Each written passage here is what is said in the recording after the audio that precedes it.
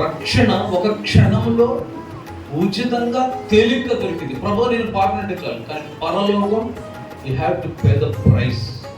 Price అంటే నువ్వు లోకంలో డబ్బులు కట్టాలి కాదు, దీనికి క్రయం చెల్లించాలి, నిష్ఠ ఉండాలి, పట్టుదల ఉండాలి. పౌలు చెప్పినట్టు ఫిలిప్పీ పత్రికలో ఏ విధము చేతనైనా నాకు మృతుల్లోంచి పునరుద్ధరణ కాదు, నాకు పరలోకం కావాలి, దానికోసం నేను ఏమైనా వదలడానికి సిద్ధమే అని చెప్పే వ్యక్తి మాత్రమే పొందగలుగుతాడు. నేను లోకం విడిస్తే ప్రభుతో ఉండాలి, దానికోసం లోకంలో దేవుడికి ఇష్టమైంది ఏదైనా నాకు అక్కర్లేదని చెప్పగలిగిన వ్యక్తికే పరలోకం దొరికింది.